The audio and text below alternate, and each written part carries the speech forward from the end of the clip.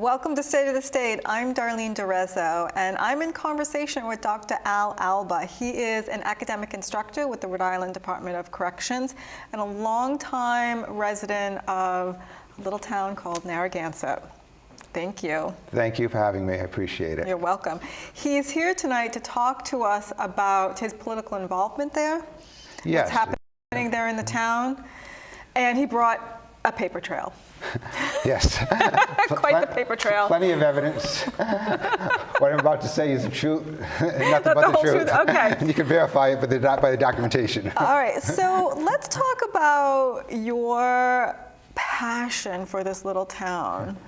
When did that start? Where did that come from? Well, my dad was a longtime advocate for Narragansett, and he used to go to all the town council meetings, and he just instilled in me to fight for what's right, you know, and to do what's best. Okay. So you grew up in Narragansett? Since '79. I was there since '79. Okay. And but I did go there earlier because my dad had a shop there when I was about 5, 6 years old. So. Okay, so you went to school in Narragansett? No, I went to Tollgate High School in Warwick. Okay. And then moved to Narragansett in later years? '79. In '79, got it, 79. And so from there, what sort of career path did you take? What did you? Well, I went to school. I became an engineer, and after leaving engineering, I worked a couple of years as an engineer. I was in the Big Brothers program. I liked helping kids out. And I said, you know what, I'm more of a people person. I went back to URI to get my teaching degree, and from there I got my teaching certification in secondary mathematics, because it's not a big leap from engineering to mathematics. And then I ended up getting my master's at Rhode Island College and my doctorate at UConn. Wow. So. And so you ended up with the Rhode Island Department of Corrections when? Probably I've been working for the state for 34 years. Okay. So. What's your favorite part of teaching? Giving back to my students. Okay. So. And apparently you're giving back to the town of Narragansett. I'm trying to. I mean, we have the Town of Narragansett Facebook page. Okay. We have well over 14,000 members, and it's growing by 100 new members every week. So. Okay. So you started that page. Was that in response to what's happening here? What are you going to talk about tonight, or just no? as a little... just to keep everyone informed about Narragansett. And we also have the Narragansett Town Council Forum page, which has about 2,200 members, which is amazing, because when you go to town council meetings, you only see a handful of people who show up, but there is a strong interest in the town of Narragansett and its politics. Okay. And people can vent themselves, vent out. All right.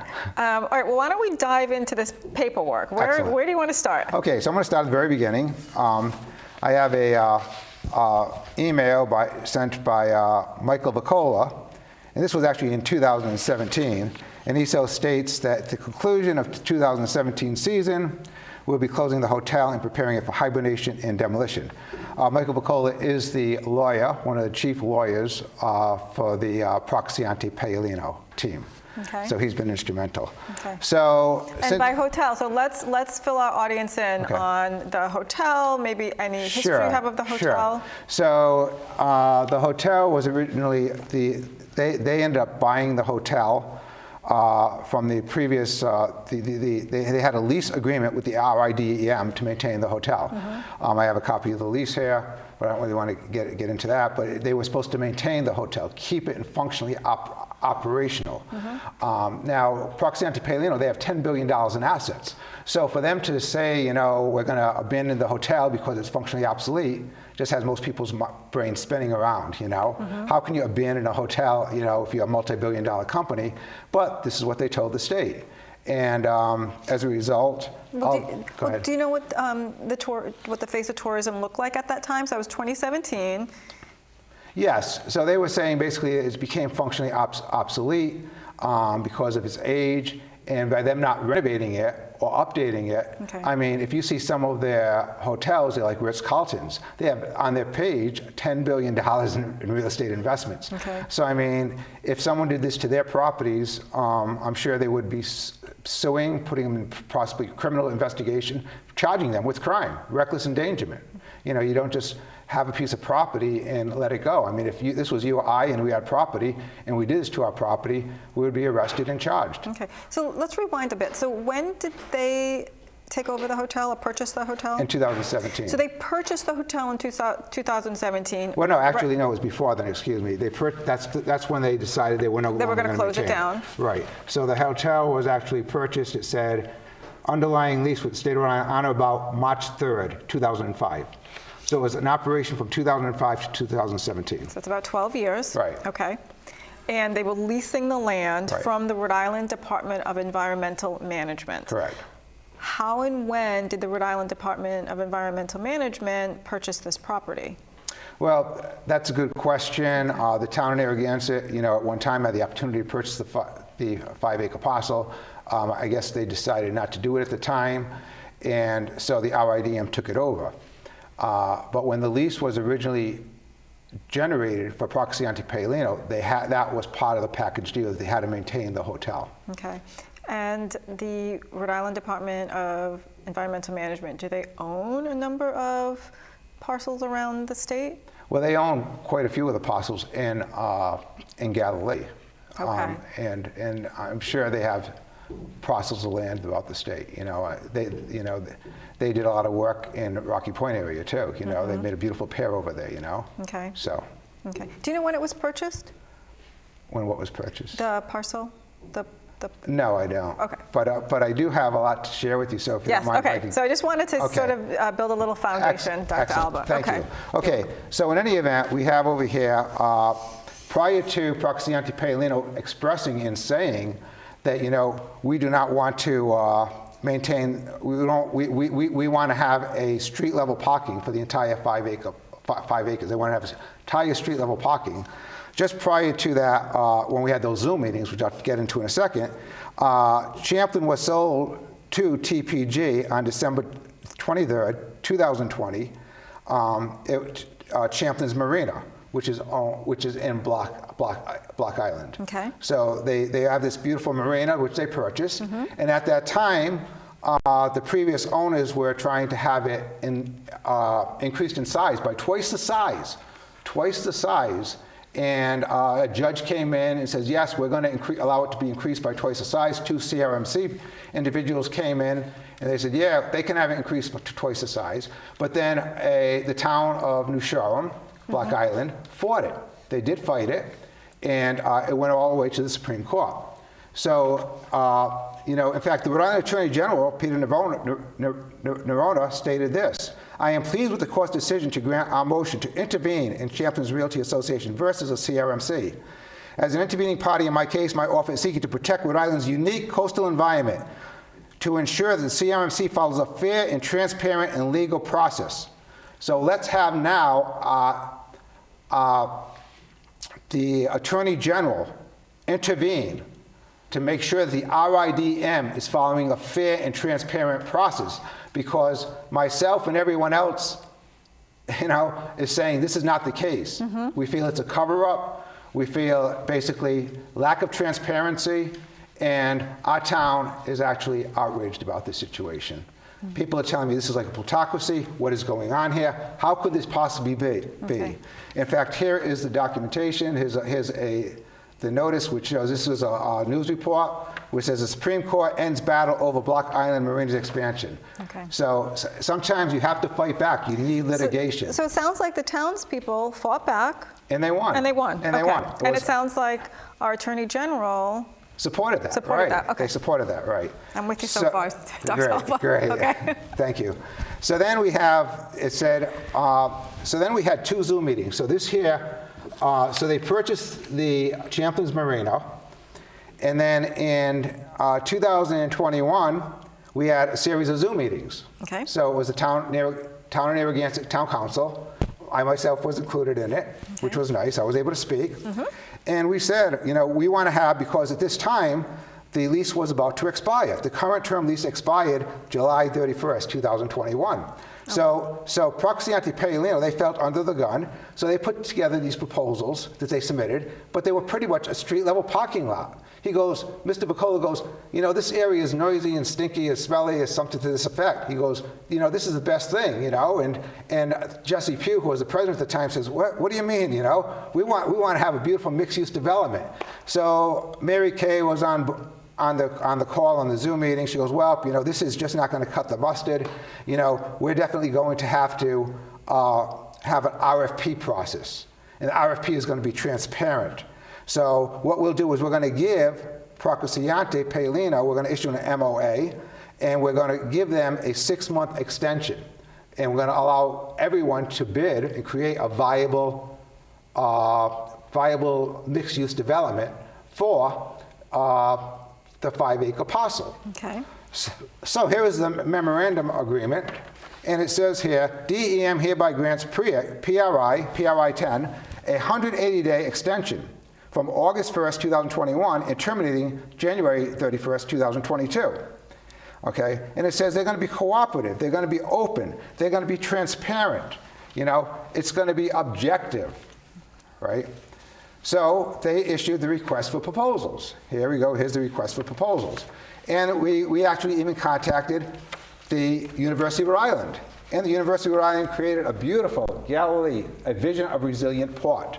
You know, and it was eco-friendly as well. You know, RIDEM, eco-friendly, you think they would jump at this, you know? And so we put a lot of time and effort into this here, and then the Town of Narragansett adopted a lot of the designs from that. So this proposal was created for the Rhode Island Department of Environmental Management to review. Right, to review, and also for PRI 10 to review. So right there's a conflict of interest, because PRI 10 created this proposal in conjunction with the RIDEM. So they work together as a team. Okay. And it says in here clearly that if any time PRI 10 doesn't want to continue with this here, then we can just cut, you know, it basically gave them carte blanche. It gave PRI 10 unlimited, you know, total freedom to do whatever they want to do. You know, and when I heard why they rejected the Town of Narragansett proposal, it just made me shake my head. You know, they didn't even come back to the drawing board saying, can we work with the town? You know, you got a lot of great aspects. It's a mixed-use development. It was crafted in conjunction with what URI came up with as a resiliency study. They just denied us outright. And it says the respondents must address the following: employment opportunities generated by the proposed redevelopment, including full-time jobs, contributions that will bring to the commercial fishing industry, Town of Narragansett, the state of Rhode Island, and the general public. So they wanted to create a viable mixed-use development, improvements including buildings and other site improvements. Where would the funding come from to build this? Well, that's an interesting question. Okay. The Town of Narragansett put forth their ideas of funding, and Procaccianti and Paolino, they also put their ideas of funding as well, which, you know, who knows where they would get their funding from as well, because PRI 10, Procaccianti and Paolino, it's amazing. What they'll do is they will purposely take out a loan, a mortgage, which they did on the Lighthouse Inn. Now, they could have easily purchased that Lighthouse Inn outright, but what they do is they're sly, they're very sly. What they'll do is they will end up taking out a mortgage to have a tripart agreement. The tripart agreement is when the RIDM has to sign off and say, okay, we're going to work with this mortgagee, but we're not going to terminate the lease, because most mortgagees will not, people who are holding the mortgage, they are not going to sign off on a mortgage unless they could be a guarantee that this here lease is going to be extended over and over and over again. So this is why they have a tripart agreement. In fact, when can I just pause you for so the funding from the Town of Narragansett, where's that funding coming from? You said well, the funding for the Town of Narragansett was, you know, it's an interesting question.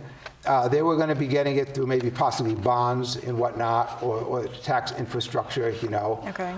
But the Town of Narragansett, we manage a lot of properties. Okay. We manage Kennebunkport. We manage the towers. We manage the Narragansett Town Beach. So we're not neophytes. We have the skills. If they came back to us, because they did question our funding, but if they came back to the Town of Narragansett saying, you know, we need more credibility, we need to have some bonds raised. Well, you know what? We could have easily put that on the voting for us to vote upon, and we would have voted for it. Okay. You know, and we could have also gotten funding from URI. You know, and with respect to the museum, a maritime museum was proposed. So there's creative ways of getting funding funding. You know, the Department of Commerce, you know, let's face it, look at how we're getting funding for the Washington Bridge situation. I mean, if you want to get funding out there, it's available. I would have gladly helped them do that myself. Okay. So funding, you know, that was an excuse that the RIDM gave, so to speak. Okay. Okay. And the town of Narragansett came up with their own redevelopment proposal, which was outstanding. And then also, ISL Aqua did as well.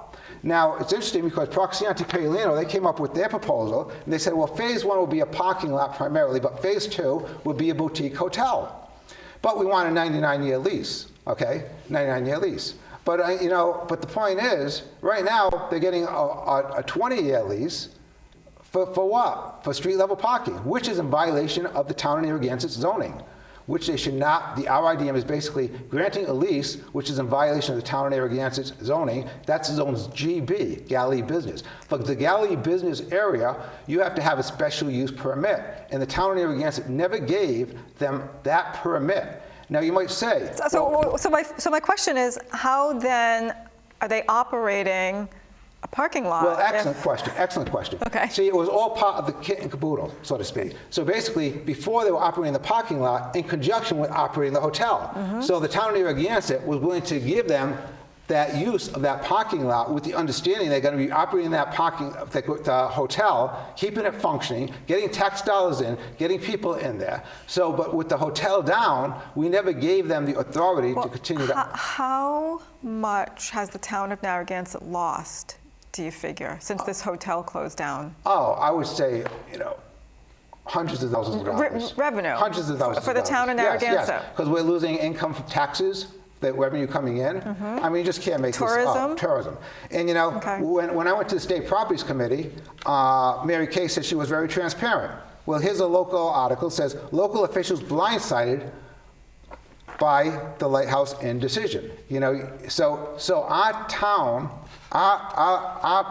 council president, she sat down with the RIDM director, and she's talking to him, and then all of a sudden, we find out that the RIDM is offering a 19-year parking lot lease to Procaccianti and Paolino. So the town was all upset, everyone's all upset. So then RIDM, I'm doing an APRA request. I want to see who approved this, who authorized this here. They said nobody did. It's not going on. It's not going to happen. Now all of a sudden, fast forward to this year, we have the State Properties Committee. I got told we're going to have an upcoming meeting. I go there. I said, you got to be kidding me. I said, how can we allow Procaccianti and Paolino? Why should we grant them a 20-year parking lot lease after the harm they caused Galilee? They broke the law. They breached their original lease. In fact, we have over here documentation. We have the documentation of a notice of unsafe conditions. This is by the building inspector saying they created a health, safety, environmental hazard.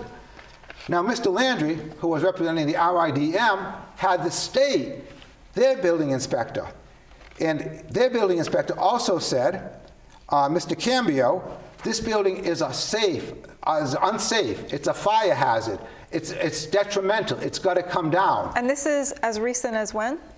This here was as recent as like last year. Okay, so here we are, fast forward, April 28, 2023. It even hasn't been a year. Okay. And Landry is saying that, you know what? We have to terminate this lease. We have to terminate this lease. So if we're terminating this lease, then why is and they got grounds. They got grounds. The building inspector says they created an unsafe condition. And yet, so how can the Attorney General, representative, Mr. Schultz, how can Mr. Schultz condone? He says, well, we can't get involved with litigation. We can't get involved, because if we get involved with litigation, it's going to be costly. It's going to be costly. So you're telling me if someone has enough money to make something go into litigation, you could literally break the law, you could create a health, safety, environmental hazard? We had dead seagulls dying in there. I called the RIDM, I said, I see live seagulls in there, they're trapped in there. Get them out. Oh, I said, can't you send someone over there? We're going to call the owners. We're going to call the owners. This is the Rhode Island Department of Environmental Management. You cannot make this up. They're supposed to be protecting the environment, protecting wildlife. And yet, you know, it's just like they just continue to make and fabricate one falsehood after another. And it's all documented. This is all documented. So it's like, I am not making this up. I mean, it just really makes you shake your head in disbelief, you know? So even the Attorney General says, you know, he was actually quoted. He was quoted in the paper, and he said to the effect that he said, what's wrong, you know, like, what's wrong with this picture? He said, the taxpayers get a crappy hotel, and Procaccianti and Paolino get a cash bonanza parking lot. And yet, Greg Schultz says, we cannot litigate. He goes, we cannot litigate. We cannot litigate because it's going to be costly. How can you condone actions by someone who breaks the law and say we're not going to fight them because they have so much money that it's going to involve litigation, when we can see right over here in a big win for the town, Supreme Court decision stops the controversial Browning Pond project. Exeter and Richmond, they fought the RIDEM because they were trying to build a building on this beautiful pond, which was in violation of their zoning, which could cause harm, and they had to go to the Supreme Court to win the case. And also, when Champlain Marina was expanding to twice its size, the RIDM did not say it's going to cause great harm to the Great Salt Pond. They kept quiet. So, I mean, why are they married to Procaccianti and Paolino? It just has you shake your head spinning. We have about 8 or so minutes left. So where should we go from here? You know, I'm wondering what the town might do, right, what residents of the state might do. Well, I hope, you know, for one thing, there's it's called a home rule. I don't know if you're familiar with the home rule structure. Are you familiar with that at all? No, tell us, please. Well, the home rule structure says that there's this called the state supremacy law. And the state supremacy law says that a state agency can't take over a town's zoning or building if it's in the overall interest. It's like eminent domain. They're building an airport in Warwick, okay, and there are all these properties here. And they could show justification that it's in the best interest of the city and town. But home rule says that if the town can argue, as was done in the Supreme Court Browning Pond decision. Yeah, and also Block Island, correct? And also Block Island, exactly, that, in fact, you can fight it. Okay. That means you can show that by them putting a street-level parking on 2 of those 3 lots, it is not in the best interest of the city or the town. It's going to hurt the city and the town and the state. In fact, in the RFP, it even stated that we need to have proposals which are going to help the city and the town. We're going to help the city and the town. So if that's the case, how can giving two of the 3 lots to a private developer, it's taking all of this land. Now, the Town of Narragansett, in URI, they said, let's make a consolidated parking garage, where it could also serve an emergency shelter in case there's ever flooding in that area, where cars can go up there and stay as a safe haven. They were going to have underground conduits, so if there's ever flooding, it could flow off into the ocean to mitigate the flooding. So they came up with this beautiful design. So why are they giving 2 of these three lots to Procaccianti and Paolino? And it's also in violation of the town's zoning because they're not issued. Well, do you have the answer? Well, yeah, I do. Tell us. Unfortunately, we have to go to court. We have to litigate. In fact, at the Zoom meeting, Carol Hagan-McEntee, who's a representative, she says sometimes you have to litigate, and you absolutely do. I mean, if they didn't litigate in Block Island, if they didn't litigate in Richmond, the Exeter area for the Browning Pond project, then they would have lost. I mean, you have to fight back. In the latest movie, Cabrina, right? Mother Cabrina, she says you have to fight back. You got to fight David, right? David versus Goliath. So how do the town residents do that? Well, that's a good question. You know, I'm hoping that the town council, I hope they have backbone. Because we really, you know, unless we're going to be getting our own lawyer, which Greg Schultz says, well, maybe you guys can hire your own lawyer. But the thing is, why did Greg Schultz, why did he not stand up and say, you know what, we can't succumb to a a multi-billion-dollar company. We have to fight this. Why did he made it sound like, I don't care. If someone broke the law, if they were nefarious, as was the building inspectors, both the Narragansett building inspector and the state building inspector clearly showed, they would have never terminated their lease. The RIDM terminated their lease, so they had grounds to see they were reckless. Yep. So why would you or anyone Yep. give someone a 20-year street-level parking lot, no bid, after the harm they did, even though their owners? Yeah, so the town resident should go to their town council members. Is that what you're saying? Right, well, we have. Okay. I've Okay. actually spoke up. I've Okay. had many, many people speak up, and we pleaded with them. You have to fight for justice. You have to fight for what is right. Okay. Now, if they're going to, that's another story, you know. Yeah, do you want to share? Yeah, so Okay. in any event, this is a story this is about Tom Sajak. He was a multi-billionaire himself, but he was a philanthropist. He gave back, and he gave back to many, many charities. Okay, the St. Jude Children's Hospital, Danny Thomas, his dad worked with Danny Thomas and gave much money to the St. Jude. And he actually had yachts, he had boats. He was probably as wealthy as Procaccianti and Paolino, but he was near death. He had a near-death experience. He goes, how am I going to be remembered in life? So Mr. James Procaccianti and Mr. Joe Paolino, we know you have billions. We're asking you, please, please do the right thing. You know, please give back. Please, if you want parking in that area, make a street-level parking lot. I mean, make a consolidated parking garage. Make a consolidated parking garage. Work with the town. Make a beautiful multi-use development. We do not want street-level parking there. The Attorney General, I'm begging you and pleading you, please open this case up again. Please open it. All eyes are on the governor's office too. Governor McKee, please, I plead, reopen this case. We do not want to be married to a 20-year street-level parking lot, which is going to be taking millions of dollars away from the taxpayers of Rhode Island